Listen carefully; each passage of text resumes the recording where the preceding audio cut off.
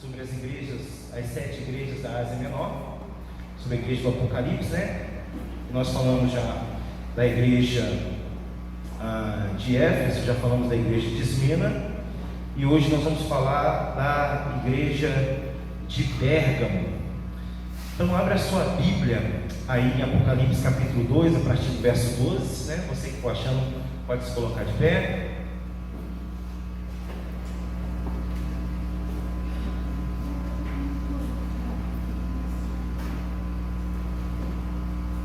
Amém? Apocalipse capítulo 2, a partir do verso 12, ele diz assim: ao anjo da igreja de Pérgamo escreve: estas coisas diz aquele que tem a espada afiada de 2 gumes. Conheço o lugar em que habitas, onde está o trono de Satanás, e que conservas o meu nome e não negaste a minha fé. Ainda nos dias de Antipas, minha testemunha, meu fiel, o qual foi morto entre vós, onde Satanás habita. Tenho todavia contra ti algumas coisas, pois que tens aí os que sustentam a doutrina de Balaão, o qual ensinava a Balaque a armar ciladas diante dos filhos de Israel para comerem coisas sacrificadas aos ídolos e praticarem a prostituição. Outros sim, também tu tens os que da mesma forma sustenta a doutrina dos nicolaítas. Verso 16. Portanto, arrepende-te, e se não, venho a ti sem demora, e contra eles pelejarei com a espada da minha boca. Verso 17. Quem tem ouvidos, ouça o que o Espírito diz às igrejas. Ao vencedor dar-lhe-ei do maná escondido, bem como lhe darei uma pedrinha branca, e sobre essa pedrinha escrito um nome novo, o qual ninguém conhece, exceto aquele que o recebe. Pai de amor, Deus bendito, Deus santo, colocamos diante do Senhor a nossa vida, suplicamos ao Pai a tua graça e a tua misericórdia. Senhor, que tu venhas manifestar o teu poder. Fale conosco, Senhor. Pai, fale com os presentes aqui, através das tuas sacras letras. Deus, longe de mim usar esse púlpito, usar essa tribuna, para poder mandar um recado pessoal. Que tu venhas me abençoar, para que da minha boca saia apenas palavra de edificação, para que os meus irmãos possam se aconselhar com as tuas sacras letras. Em nome de Jesus. Me abençoe, Deus, em mais dessa exposição das tuas sacras letras, em nome de Cristo. Amém e amém. Graças a Deus. Pode sentar, meus irmãos, por um momento. Louvado seja o nome santo do Senhor. Essa é a terceira igreja da Ásia Menor, é a igreja de Pérgamo. A igreja de Pérgamo, assim como as igrejas lá do Apocalipse da Ásia Menor, também é uma igreja a qual o apóstolo João tem uma preocupação, e ele escreve diretamente a ela. Escreve assinalando os seus pontos positivos e também os seus pontos negativos. Existem algumas curiosidades na igreja de Pérgamo. A cidade ela não era assim tão importante como era a cidade de Éfeso, que nós falamos na semana passada. A cidade ela não tinha assim um grande destaque econômico e financeiro como tinha a igreja de Éfeso, que nós já falamos. uma outra coisa interessante que nós podemos destacar dessa cidade de Pérgamo é que essa cidade, depois da morte do Alexandre o Grande, ele que era filho de Filipe II, né?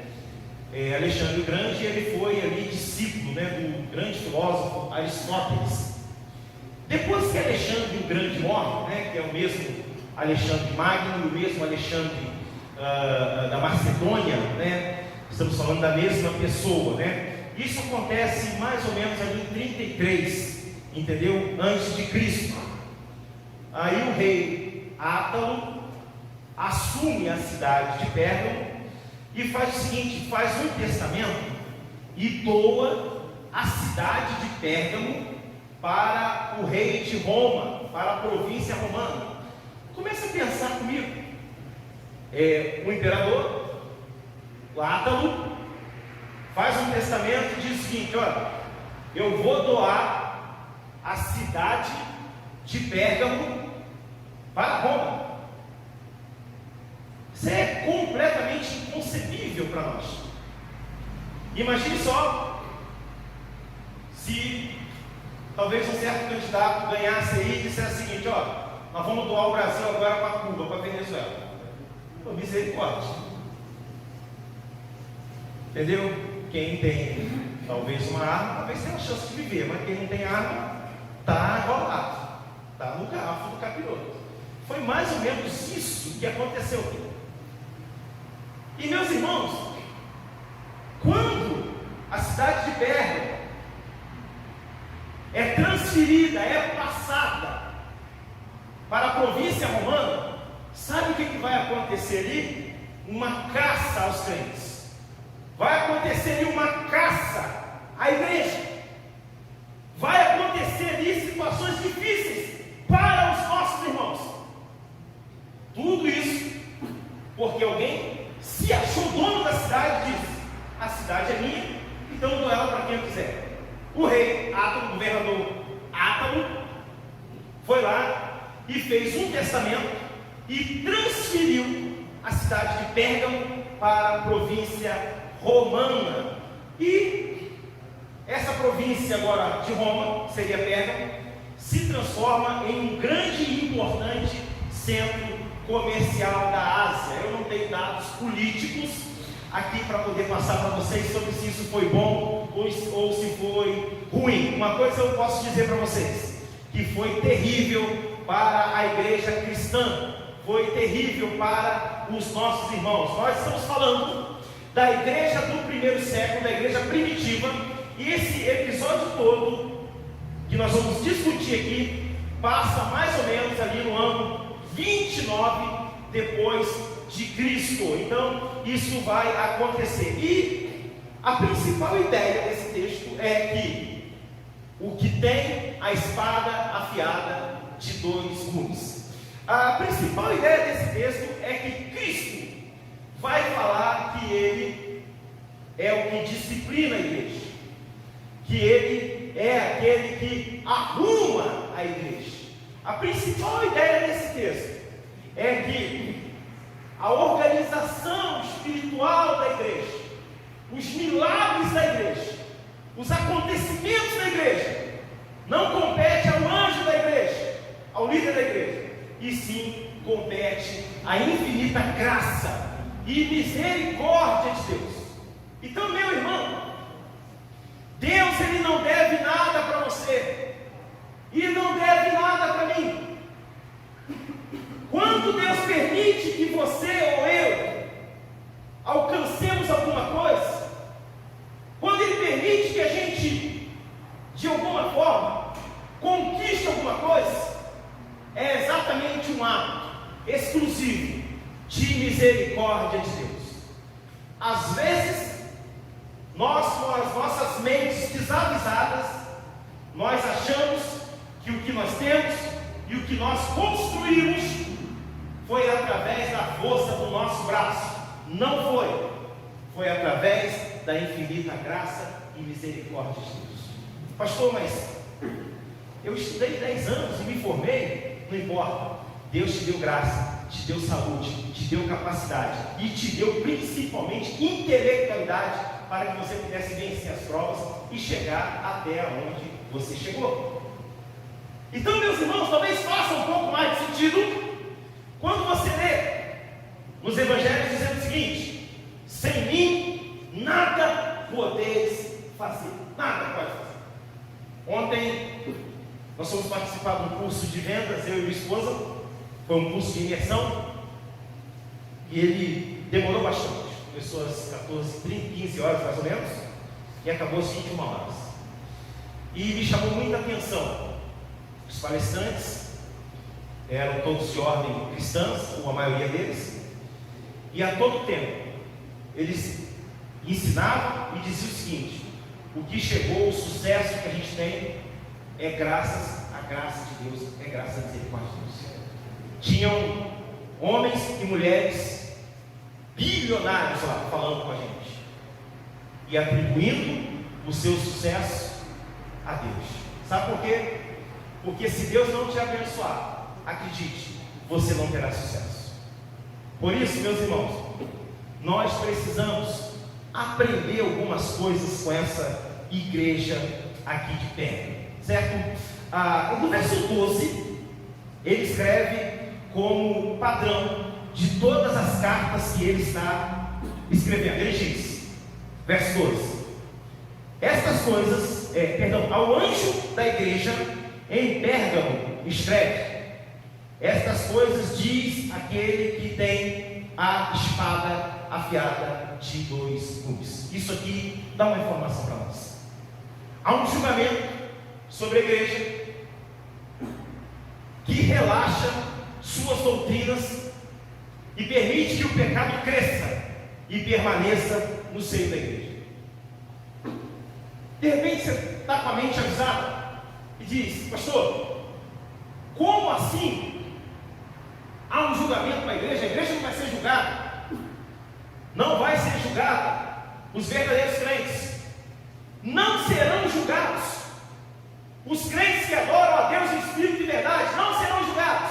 Aqueles que são obedientes às sacras letras da Bíblia, aquele que é simplesmente religioso, aquele que simplesmente não tem nenhum compromisso com a Bíblia, com as sacras letras da Bíblia, com os oráculos de Deus, aquele que não tem compromisso em viver uma vida digna na presença de Deus, este sim vai passar pelo julgamento, porque esse não pertence a Deus. Eu poderia gastar todo o tempo de pregação aqui, dando alguns versículos para referendar esta ideia. No entanto, eu vou dar um só para os irmãos. Quando Jesus conta a parábola das 10 virgens, teoricamente era o povo escolhido. Porém, quando o noivo chega, 5 daquelas virgens não estavam prontas. 5, ou seja, estamos falando de 50%, não entraram nas bodas do Cordeiro, não entraram na festa. Significa que existe um grupo, há uma espécie de demografia dos irmãos, dos crentes, em que ainda existe alguns irmãos que não prezam pela sã doutrina e nem pelas sacras letras da Bíblia.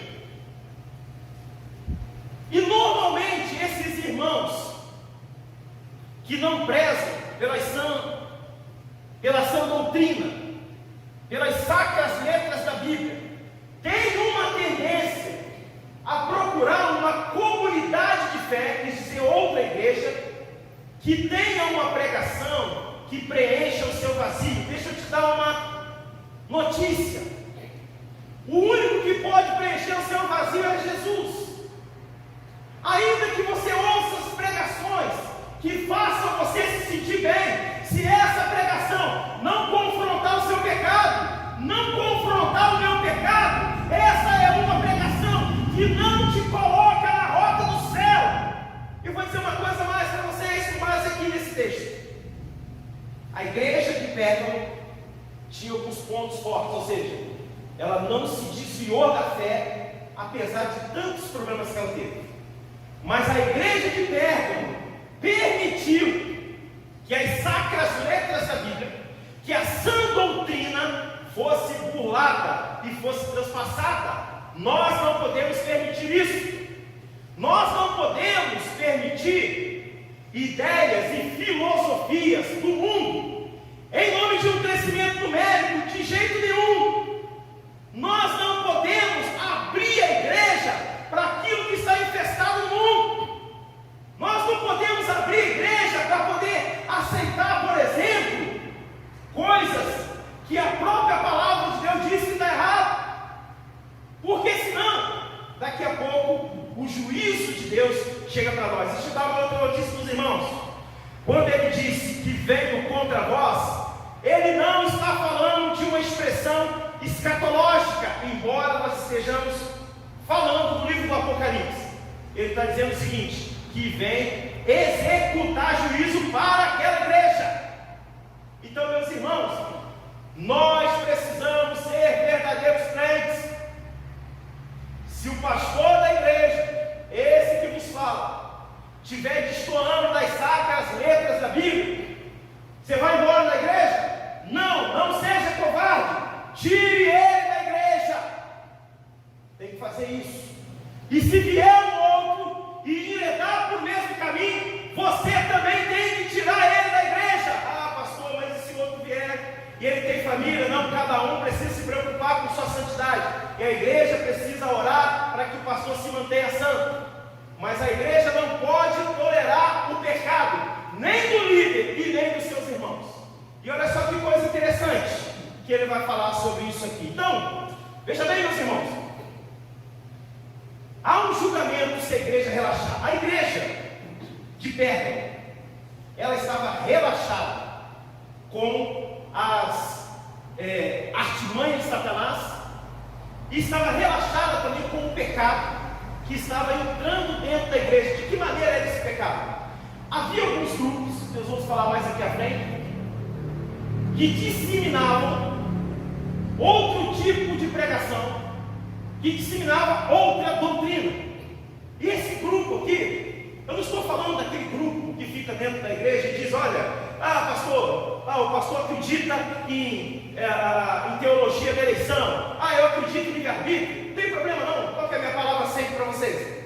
Não dá inferno, então pode acreditar. O que diz o texto, que existia um grupo, era exatamente um grupo disseminando a heresia. Você pode ter um ponto de vista diferente, você só não pode ser um herege dentro da casa de Deus.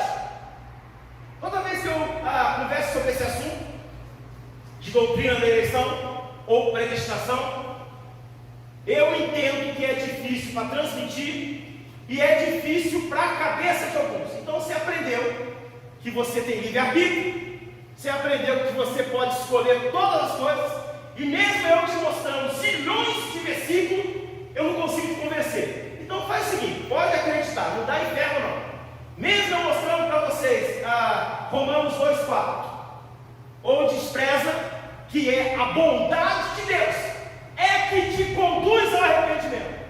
Então, no dia que eu, ou você, Antônio Carlos, ou no dia que eu, Antônio Carlos, ou você, levantou a mão e disse, eu aceito Jesus, não tem problema, não precisa brigar não, mesmo a Bíblia dizendo, não foi vós que me escolhestes, eu escolhi a vós outros, não tem problema, não precisa brigar. Eu também um dia fiz isso, também sem nenhum conhecimento. Mais uma coisa, ainda que você esteja acreditando nisso, o ato de você ter levantado a mão, de você achar que você que aceitou, que você que escolheu, é um ato de bondade de Deus. Só você ler Romanos 2,4. O fato é que essa igreja, havia um grupo ali dentro, destruindo as sacras letras da Bíblia.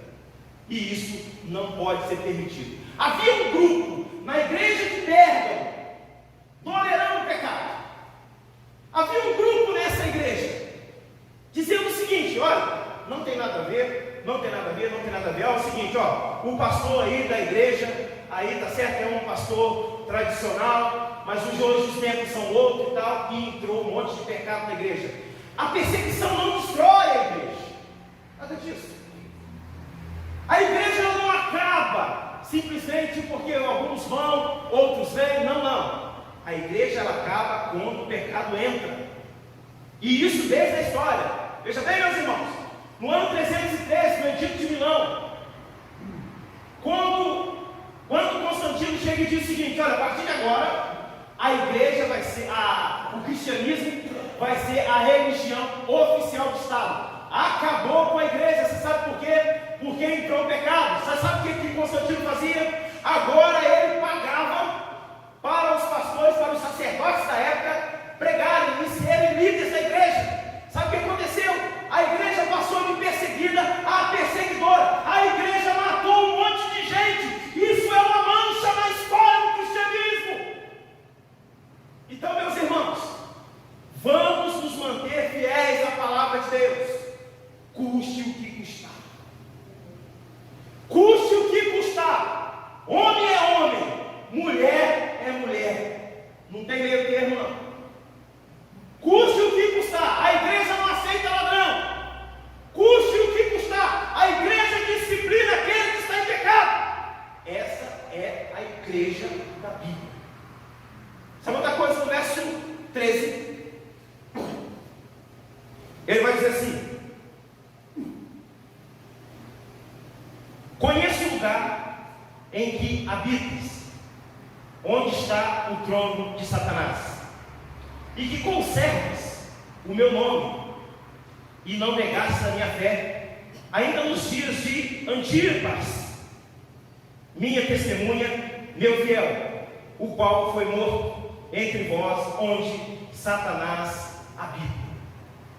Ele está dizendo o seguinte: olha, onde existe o domínio de Satanás, sempre a morte, por causa do pecado. Aonde existe o domínio de Satanás, sempre a morte por causa do pecado. E Deus não habita onde permanece o pecado. E talvez você diz: ô pastor, mas Deus não está em todo lugar. Só tem um lugar onde Deus não está: no pecado. Deus não se encontra no pecado. Meus irmãos, imagine só, todas as vezes em que um governo corrupto assume uma nação, a primeira coisa que esse governo corrupto faz, e eu estou falando isso porque está dentro do contexto aqui da igreja de Pérgamo, não é simplesmente porque nós estamos num contexto político, mas se você identificar, amém, que bom que você tem entendimento. Mas presta bem atenção no que eu vou falar para os irmãos.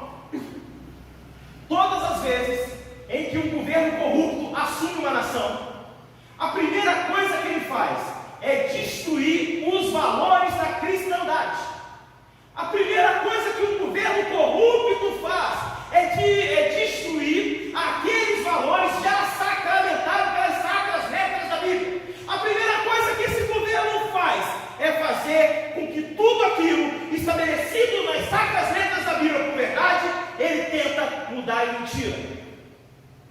E quando isso não acontece, ele faz isso por meio de forças militares. Ele vai lá e mata, primeiro, o líder da igreja. Depois ele ameaça os outros irmãos. E aí, naquela igreja sempre tem uns crentes ali de verdade, que diz o seguinte: pode matar, mas eu não vou fugir. Aí ele vai lá e mata mesmo. E promove uma grande perseguição contra a igreja naquela nação. Por isso que você precisa prestar atenção em quem você vai votar dia 30. Presta atenção. E outra coisa, meus irmãos, a igreja, ela nunca vai se afeiçoar ao mundo. A igreja é santa. A igreja, ela é de Cristo. Quando o texto está dizendo aí no verso 13, conheça o lugar em que habitas, ele diz: onde está o trono de Satanás? Primeiro, aonde a igreja de Pérgamo estava situada, havia uma espécie de comunidade e um grupo de sacerdotes médicos. Pérgamo era a capital da medicina.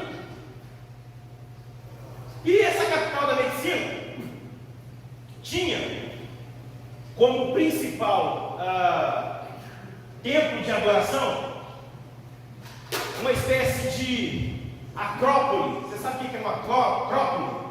Acrópole é lá na mitologia grega, aqueles altos, os montes, né, e as torres também, aonde eles adoravam os deuses. E dentro desse acrópole também era feita uma espécie de celebração dos deuses pagãos da medicina, entendeu? Que na verdade era Asclépito. Esse Asclépito, que era um deus pagão da medicina, ele era conhecido como Deus Serpente, Deus Cobra. Inclusive depois esse Deus Serpente foi chamado de bastão de Esculápio. Você sabe o que é o bastão de Esculápio? É porque na medicina, o símbolo da medicina é uma espécie de bastão com uma serpente enrolada. Então isso era na mitologia, era uma espécie de festa ao pagão. Por isso o texto está dizendo o seguinte: olha, o trono de Satanás, o trono de Esculápio. Fique calmo. Na verdade, calmas, né? Parece que tem duas aqui que estão nesse caminho de medicina: Sabrina e Vitória. A medicina é de Deus? É claro que é de Deus. Então você estuda e vai lá. E se um dia, né, Deus abençoe que eu não precise, mas se um dia eu estiver internado no hospital de uma de vocês, arruma um jeito lá, fala para a enfermeira não levar comida para mim com cebola, batata, salsa e pimentão. Me ajuda aí, tá bom? Vitória e Sabrina. Outra coisa, eu quero comer picanha no hospital. Ué, por que não tem picanha no hospital não? Ué, mas e se uma dessas meninas nossas aqui virar chefe de Albert Einstein, Sírio-Libanês? Pô, quer lugar do pastor lá, até lá o pastor vai estar velho, me ajuda aí, meninos. Então é o seguinte, a medicina é de Deus. Fala assim, esse aí é o pastor lá da minha igreja, esse velho aí. Ele falava lá na minha época de juventude, quando eu estudava: traz picanha para ele comer aí, me ajuda. E outra coisa, os médicos, eles são necessários no mundo, porque se você ler lá o capítulo 9 de Mateus, Jesus vai falar assim: olha, os sãos não precisam de médico, mas os doentes necessitam dos médicos. Então vai lá. Então é o seguinte, a medicina é de Deus. Essa turma aqui da Grécia, da igreja de Pérgamo, que pegou aí esse bastão, né, de Esculápio, onde tinha ali aquela serpente, que se tornou o símbolo da medicina hoje, começavam a cultuar isso, e isso Deus abomina. Então, meu irmão, minha irmã, o pecado estava latente ali na igreja de Pérgamo. Foi um período difícil para a igreja cristã. Como você consegue ser crente numa nação, num país onde o governo está perseguindo os cristãos? Estava aqui, ó, acontecendo isso em Pérgamo. Então, deixa eu falar uma coisa para você, meu irmão. Nós não podemos tolerar o pecado na igreja. E quando eu digo que nós não podemos tolerar o pecado, é o pecado de ninguém, a começar do altar. Começa varrendo aqui: pastor, presbítero, diáconos, os líderes, os músicos. A igreja não tolera. Você só permanece na igreja se você tiver intenção de consertar sua vida, de colocar sua vida no prumo durante o pecado. E se permanecer no pecado, você não consegue permanecer na igreja. Então é o seguinte, desde há 2 semanas atrás que nós começamos a falar sobre as igrejas do Apocalipse, eu disse aos irmãos: o livro do Apocalipse não é para te aterrorizar, não é para te amedrontar. O livro do Apocalipse é para nos alertar.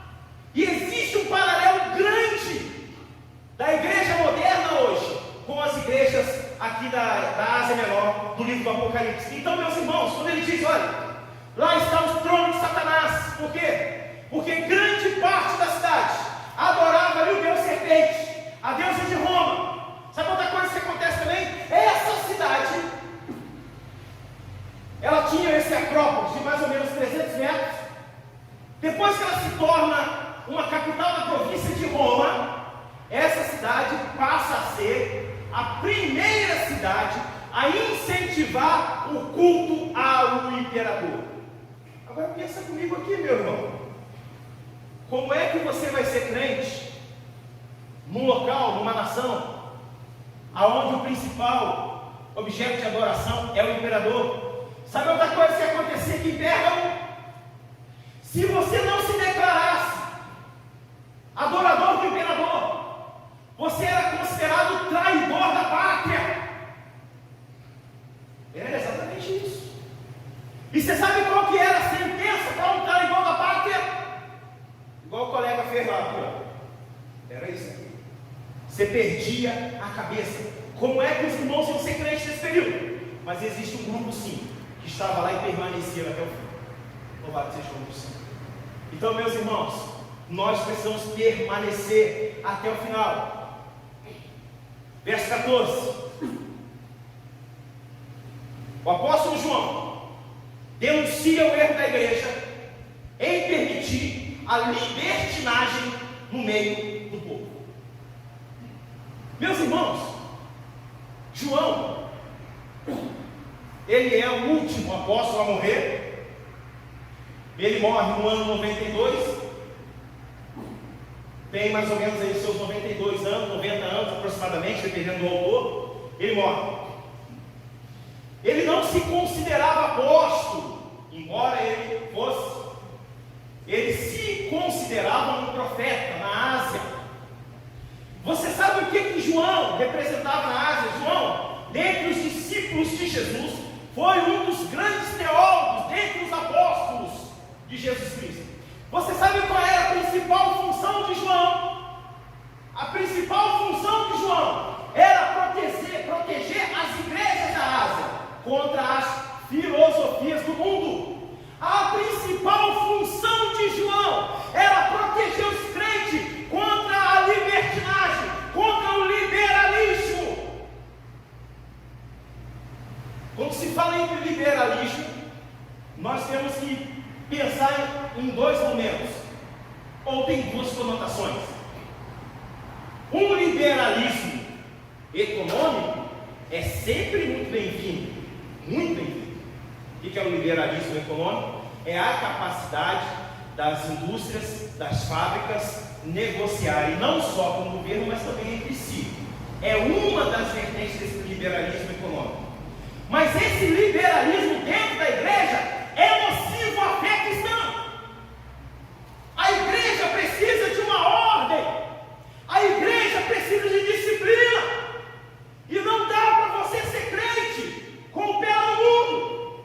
Não dá para você ser crente traindo a esposa, traindo o marido. Não dá para você ser crente gostando de uma pessoa do mesmo sexo. Isso é pecado. Isso está errado.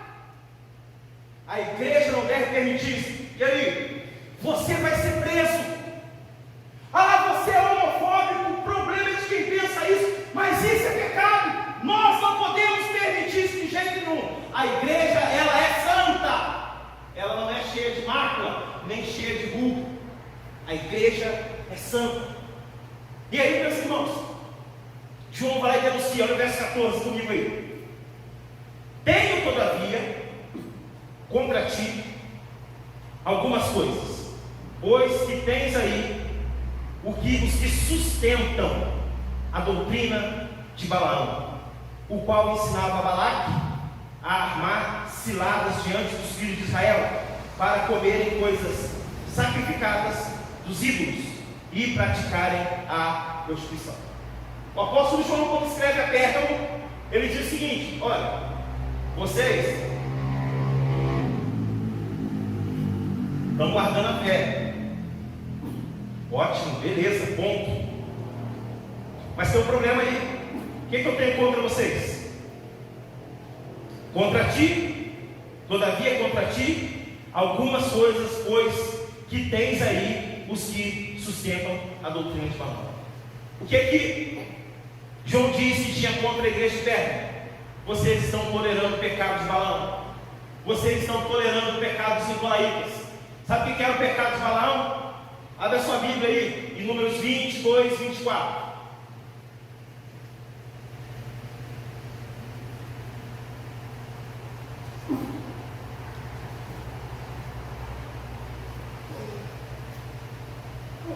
Esse primeiro versículo de Números vai falar sobre a jumenta que empacou para proteger a vida do profeta, e o profeta ainda queria matá-lo. É sempre assim. Quando o líder está fora da visão bíblica, ele caminha para a morte e conduz as pessoas, os seus líderes, também para a morte. Mas olha aqui, capítulo 22 de Números, partir do verso 24.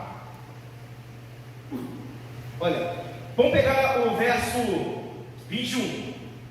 Então Balaão levantou-se pela manhã, alargou a sua jumenta e partiu com o príncipe de Moabe, os príncipes de Moabe.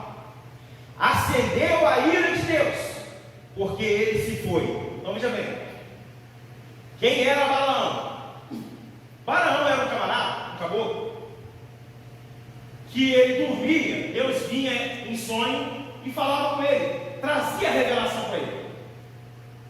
Sabe o que Balaque fez?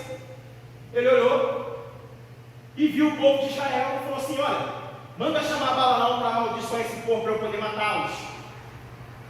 E aí quando os emissários do rei Balaque chegam na casa de Balaão e dizem: olha, meu senhor quer que você vá lá amaldiçoar. Ele vai consultar Deus. Deus falou: não vai não. Esse é o povo de Israel, é o povo. E aí ele manda o pessoal ficar ali um pouco mais de tempo e dorme. Deus, olha, não vai. Tudo indica à luz do texto que, de certa forma, Balaão foi seduzido por uma grande quantia de dinheiro. E aí Deus falou: então vai. Quando Balaão se apronta para poder ir, a ira de Deus se acende. Sabe por quê? Por causa da desobediência do profeta. E aí o bicho vai pegar para o lado dele. Olha aqui, ó. Verso 22. Acendeu a ira de Deus, porque esse se foi. E o anjo do Senhor pôs-se no caminho por adversário. Ora, Balaão ia caminhando montado na sua jumenta, e 2 de seus servos com ele. Viu, pois, a jumenta o anjo do Senhor parado no caminho, com a sua espada desembainhada na mão. Pelo que se desviou a jumenta do caminho, indo pelo campo. Então Balaão espancou a jumenta para fazê-la tornar o caminho. Quando o líder está cego, quando o pastor perdeu o caminho dos céus, quando o pastor se hereda por um caminho do dinheiro, ou por um outro e qualquer caminho que não seja as sacras retas da Bíblia, ele fica cego, não consegue enxergar. E aí sabe o que ele faz? Ele começa a machucar os outros. E aí você olha para o texto, e o texto diz o seguinte: que a jumenta viu o anjo com a espada desembainhada. O que a jumenta fez?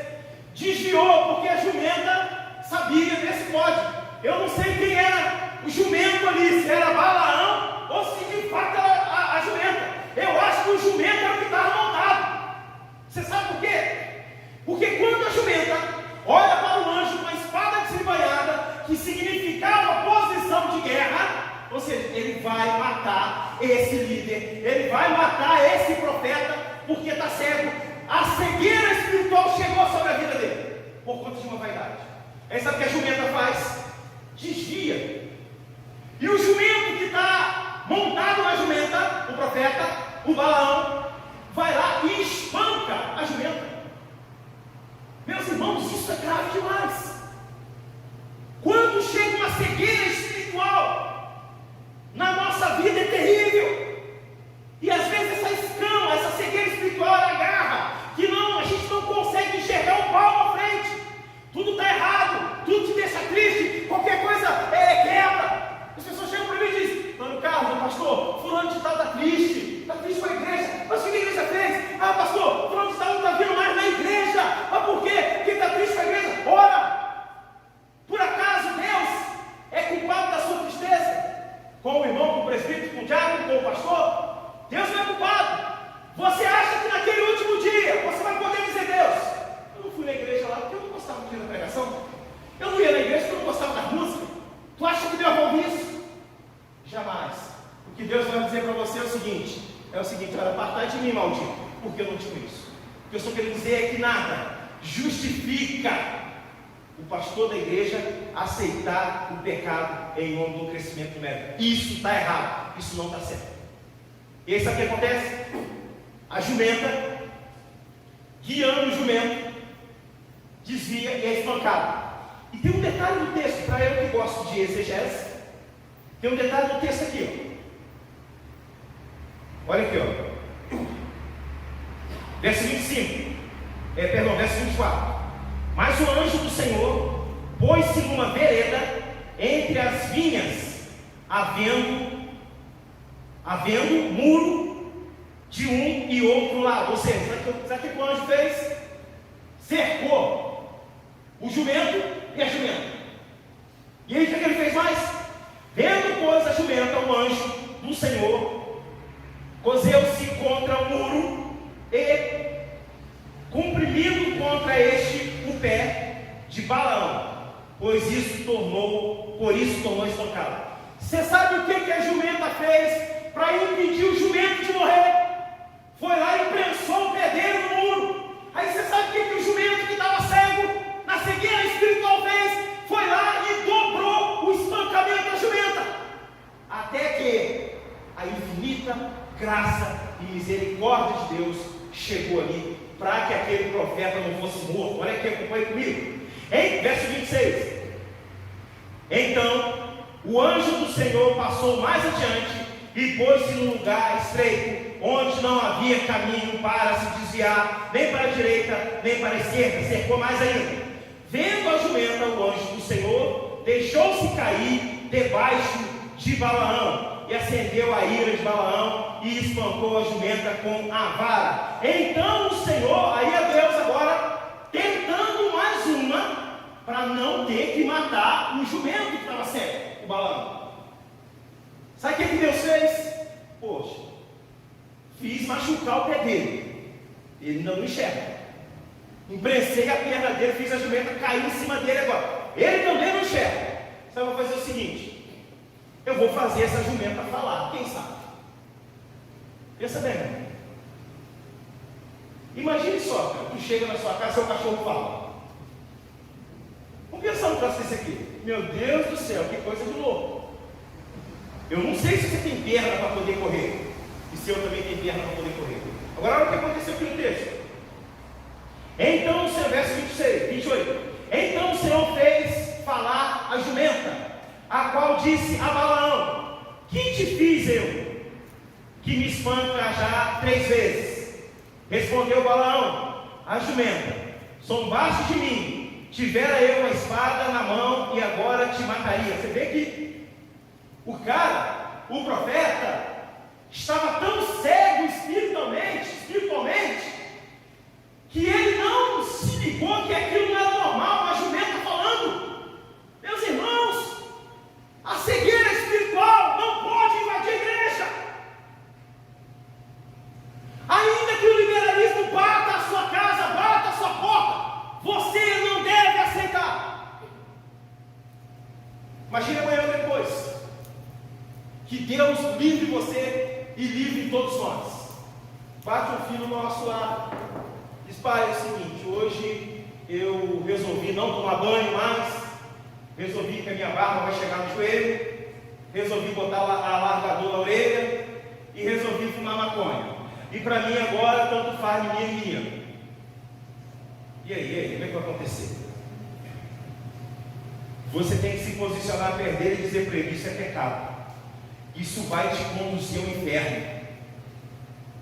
Pastor, mas está o inferno na minha casa. Não está o inferno na sua casa, não. Não queira saber o que é o inferno, não. O inferno não é aqui, como muitos dizem, não. Porque se for aqui está muito bom. Tem refrigerante, feijão tropeiro, picanha, o Flamengo vencendo todo mundo. Aliás, vai ser oprimido. Sanduíche pernil. Só acho que o inferno tem isso lá. Segundo a Bíblia, lá faz calor, e eu não estou afim não. Imagine só. Você tem que se posicionar.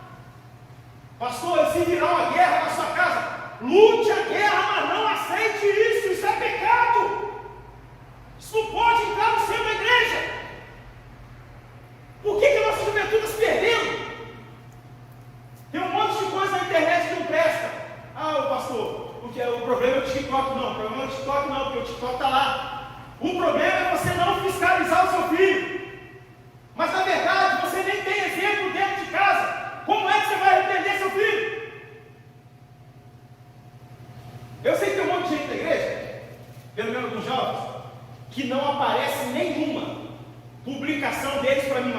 Eu sei que eles me bloquearam. Mas pensa bem. Quando a Bíblia diz que eu devo olhar para os mais jovens como os meus filhos, e os mais velhos como se fossem meus pais, é se eles quiserem. Então é o seguinte, meu filho é o Josafá e a Kelly aqui. Se eu ver o seu filho lá, ainda sabendo que você vai brigar comigo e não vai aceitar, eu vou te falar: meu irmão, estou vendo o seu filho assim, uma situação dessa. Da mesma forma que, por favor, fale dos meus. Porque o pau canta lá em casa lá. Então é o seguinte, tem que chegar e falar: isso aí não é música para os crentes. Isso aí não é roupa para que você desfile. Esse tipo de música que você está ouvindo aí são músicas que depõem contra os valores da família.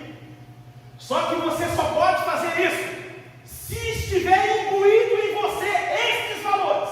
Se esses valores não fizerem parte da sua vida, você não vai conseguir repreender o seu filho e sua filha. Então o que você tem que fazer? Vigia lá a rede social do seu filho. Vigia lá as músicas.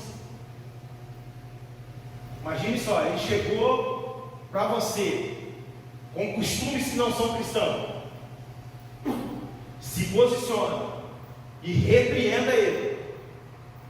Ah, mas é a hora que ele crescer. Enquanto, acredito que eu vou te falar, enquanto seu filho morar dentro da sua casa, comer a sua comida, assistir a sua TV, colocar as patas sujas dele em cima do seu sofá, ir no banheiro, deixar um quilo e não dar descarga, você que manda nele.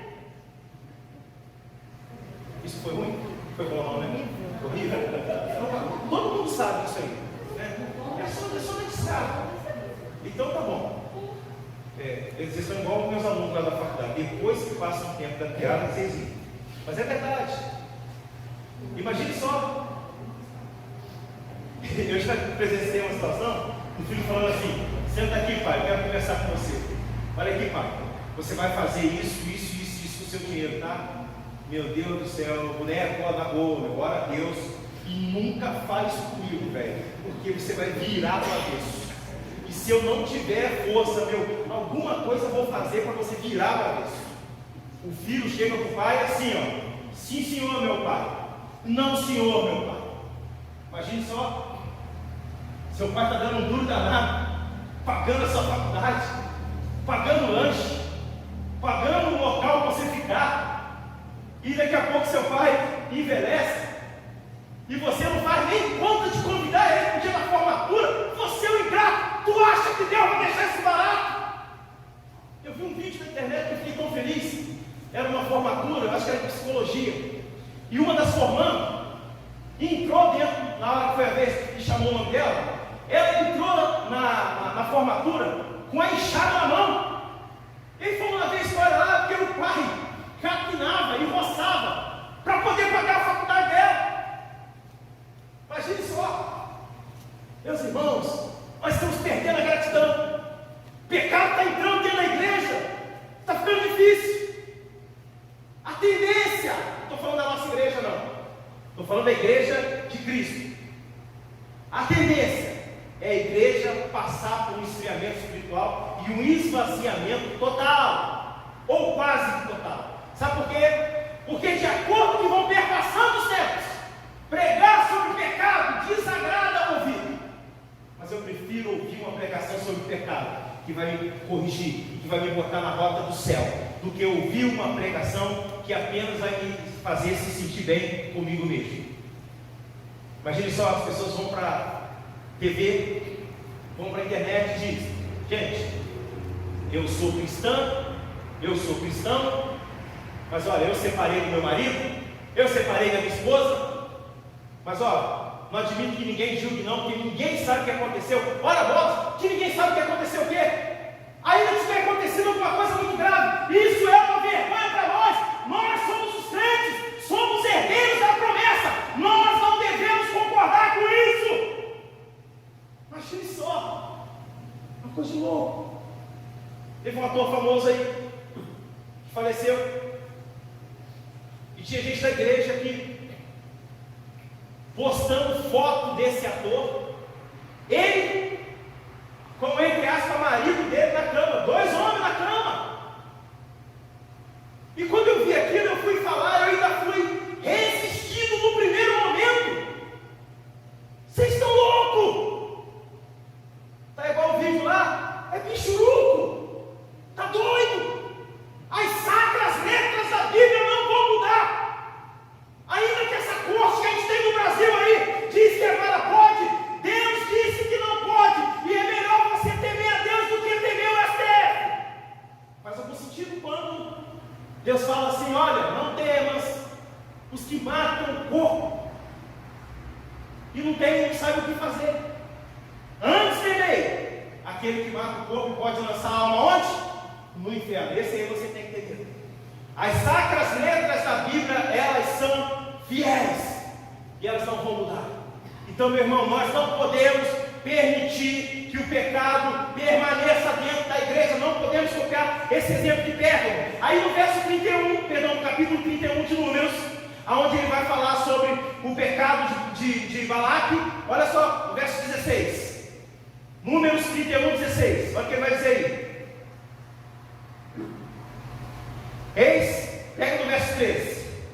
Moisés e Eleazar, o sacerdote, e todos os príncipes da congregação saíram a recebê-los fora do arraial. E indignou-se Moisés contra os oficiais dos exércitos, capitães dos milhares e capitães das centenas que vinham do serviço da guerra. Disse-lhe Moisés: deixastes viver todas as mulheres? Daqui a pouco eu falo para vocês aqui por que eles deixaram as mulheres viver. Daqui a pouco eu te falo aqui, tá? Olha só. Eis que estas, por conselho de Balaão, fizeram prevaricar os filhos de Israel contra o Senhor.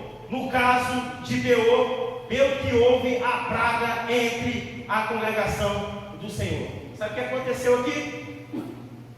Moisés falou o seguinte: vem cá. Vocês voltaram da guerra e mataram só os homens? Mataram as mulheres não? Como assim? Por que você acha que os homens, os guerreiros, os soldados de Israel mataram só os homens e não mataram as mulheres? Viaja um pouquinho aí. Por que o caboclo é homem? O que é isso aqui? É marido? Morre. Você? A esposa vive? Marido morre, esposa vive. Marido morre, esposa vive. Viaja aí um bocadinho. É exatamente isso que você está pensando. Para isso. É isso mesmo aí. Você sabe por que eles mataram? Só os homens deixaram as mulheres vivas? Porque eles tinham intenção de ir lá e se prostituir, segundo o conselho de Balaque, que dizia o seguinte: olha, conquista, pode matar e pegar quantas vocês quiserem. E aí Moisés falou o seguinte: por que vocês deixaram essas mulheres vivas? Aqui no texto bíblico. E o texto explica, olha aqui embaixo, meus irmãos, ó. Verso 17: agora, pois, matai dentre as crianças todos os do sexo masculino, e matai toda mulher que coabitou com algum homem, deitando-se com ela. Porém, todas as meninas e as jovens que não coabitaram com algum homem, deitando-se com ele, deixai-as viver para vós outros. Sabe o que Moisés fez? Faz o seguinte: as mulheres que já foram casadas, que já deitaram com algum outro homem, vocês vão ter que matar. Vai deixar quem? Deixa só as virgens. Por que ele falou para deixar só as virgens? Para ele garantir que os filhos que viriam não seriam filhos daqueles que foram mortos, para não suscitar vingador do sangue, um verdadeiro estrategista de guerra. Esse assunto aqui na Bíblia te esclareceu?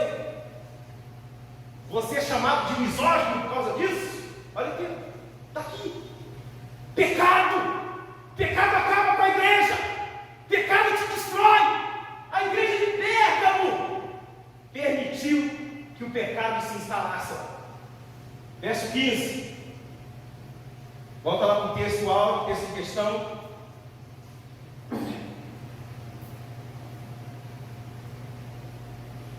Verso 15 é o seguinte: outro sim, também tu tens os que da mesma forma sustentam a doutrina dos nicolaítas. Tudo dentro da igreja. Gente, pelo amor de Deus, misericórdia. É muito B.O. com a igreja só. Imagine o pastor dessa igreja aqui. Sabe o que aconteceu aqui? Dentro do mesmo grupo da igreja, ainda tem os que são contra as doutrinas pregadas pela liderança e promulgam outros entendimentos dentro da própria igreja. Sabe quem eram os nicolaítas? Irineu e Hipólito defendem o seguinte: eles defenderam isso lá no século II, no século III, né? Depois de Cristo. Eles defendem que esses nicolaítas são os descendentes de Nicolau.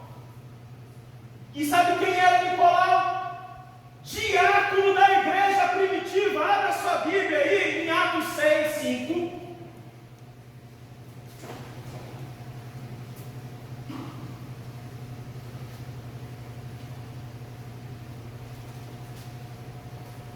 Atos dos Apóstolos, capítulo 6, a partir do verso 5, ele diz o seguinte: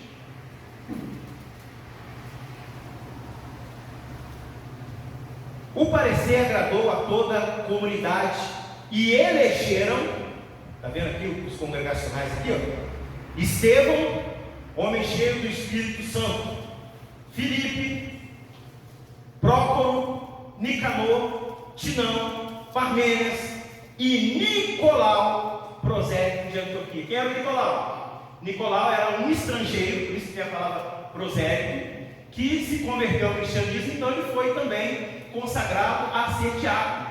Não existe uma prova cabal dizendo que os nicolaítas de fato descenderam de Nicolau, diácono da igreja. Mas eu tenho uma tendência a concordar com Irineu e Hipólito, os pais da igreja, porque é o seguinte: esse grupo, ele está instalado na igreja da Ásia Menor. E ele aparece tanto lá em Éfeso, na igreja de Éfeso, capítulo 6, perdão, no versículo 6, no capítulo 2, né? Como também aqui no versículo 17. Então, na pior das hipóteses, existe sim uma possibilidade desse grupo dos nicolaítas, que tem as obras odiadas por Deus e reprovadas por Cristo, terem sido pessoas da própria igreja. Verso 16 e 17 aqui no verso seguinte, olha: portanto, arrependa-te, e se não venho a ti sem demora, e contra eles pelejarei com a espada da minha boca. Sabe que Deus está dizendo o seguinte: olha, igreja, se arrependa, toma um rumo na sua vida, porque senão o Senhor vem executar juízo. Você não acredita nisso não? Você acha que é um pastor fanático que está falando aqui? Você acha que isso não vai existir? Existe sim, meus irmãos. Então é o seguinte: nós precisamos nos arrependermos do nosso pecado. Tem gente que a vida está terrível, está vivendo uma vida miserável, casamento está ruim, trabalho está ruim, a vida em família está ruim com os filhos, e ele continua na vida miserável, na vida de pecado, ele não se conserva. Então, meus irmãos, o conselho aqui de João é: arrependa-te. E no verso 17, terminando: quem tem ouvidos, ouça o que o Espírito diz às igrejas. Ao vencedor dar-lhe-ei do maná escondido, bem como lhe darei uma pedrinha branca, e sobre cada essa pedrinha escrito nome novo, o qual ninguém conhece, exceto aquele que o recebe. No finalzinho da igreja, da carta, o apóstolo João diz o seguinte: olha, ao vencedor darei o maná escondido.